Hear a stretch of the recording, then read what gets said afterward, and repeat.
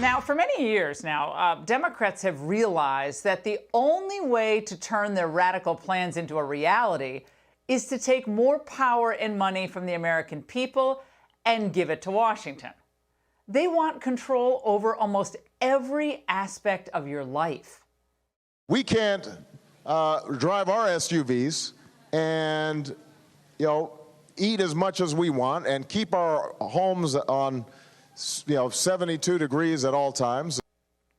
Can't do any of those things, he said back in 2008. And all these years later, we see Obama's heirs carrying on his mission control. In the same way that we have taxed cigarettes, we're going to have to tax carbon. We have to take combustion engine vehicles off the road as rapidly as we can. Would you support changing the dietary guidelines? Yes. Reduce red meat specifically? Yes, I would. Now, remember, the left believes that America isn't exceptional. It's systemically racist. And that means we shouldn't be any better off than the rest of the world. So the Greeniacs saw an opening when the global economy due to COVID cratered last year. Because of the lockdowns, closures, and reduced demand, carbon emissions fell by about 2.6 billion metric tons, which was a 7% drop from the year prior. Climate change activists who ignored or dismissed the human suffering caused by these draconian COVID rules were positively giddy. That kids were harmed from the cancellation of in-person learning and athletics was simply not relevant, given the left's larger long-term goal of reducing America's carbon footprint. So they saw COVID as an opportunity to advance the interests of a global climate bureaucracy. Their pet media marveled about the environmental benefits of lockdowns, again, ignoring human suffering. If there is a silver lining to this crisis, it's visible in the skies above China.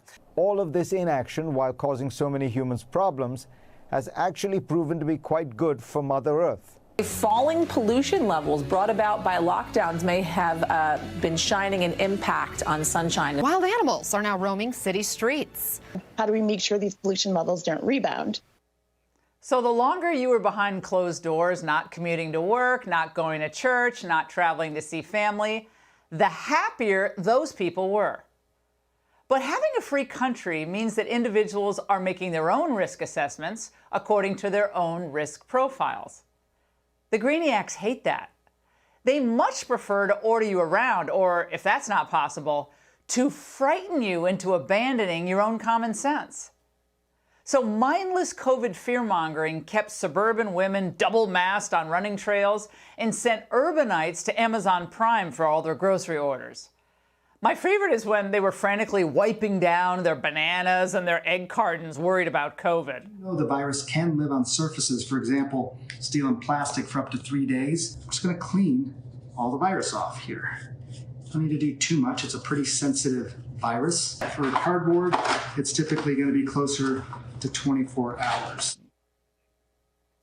Of course, none of that was true, right? But he did do a good job of cleaning. But after some fits and starts, we won the COVID debate. Their so-called public health experts were wrong on everything from lockdowns to masks to social distancing. Those measures inflicted enormous economic, educational, and psychological harm to adults and children alike. And Biden's attempt to take credit for this notwithstanding, it was Trump who greenlit Operation Warp Speed. Yet now we see the usual suspects lining up to exploit another hyped crisis. Of course, I'm talking about climate change. And the end goal is the same. They want more of your money and your freedom. And if they have to take extreme measures to accomplish this, oh, they will, unless we're ready for them. So if we apply the lessons learned in our battle against the COVID lockdowns, I'm confident we can stop them and we can win this. Now, if you think the forces propping up Biden aren't thinking about declaring a climate emergency in some form during his first term, you haven't been paying close attention. A report released yesterday by the International Energy Agency gave us a sneak preview of what might be coming. And of course, the lockdowns gave them the perfect roadmap for how to exert control over the population. Don't take my word for it, they admit this. The COVID crisis demonstrated that people can make behavioral changes at significant speed and scale if they understand the changes to be justified. Now, will we be ordered to stay at home because of the climate? Well, perhaps not. The left is rarely that straightforward.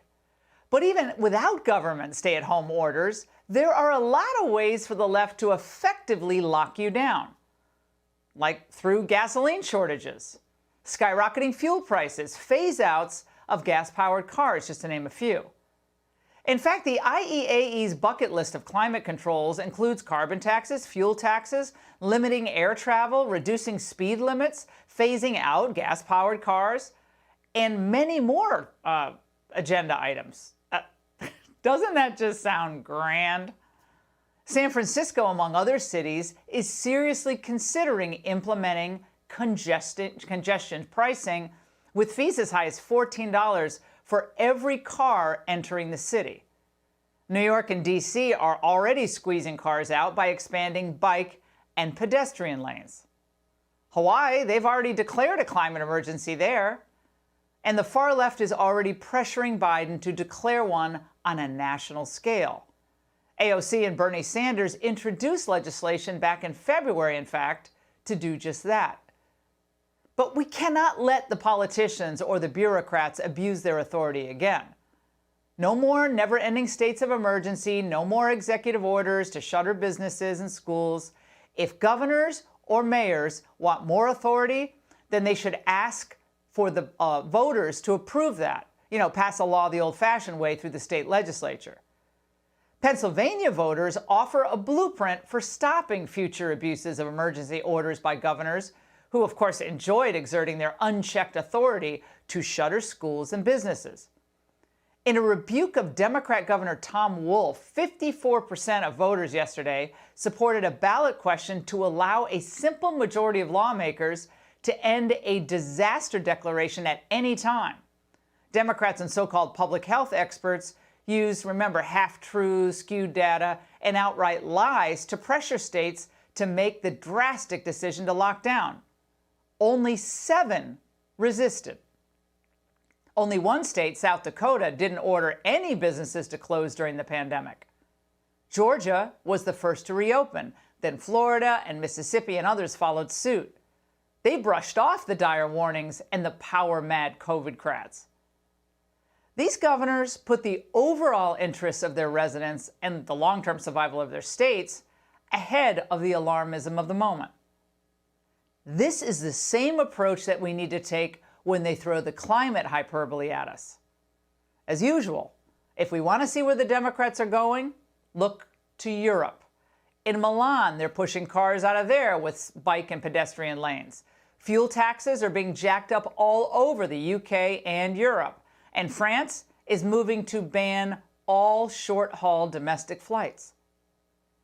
To stop this nonsense from happening here, we need to aggressively push back at every turn, just like Pennsylvania did yesterday, just like we did with COVID, and just like we're doing with critical race theory in our schools, and we're winning that as well.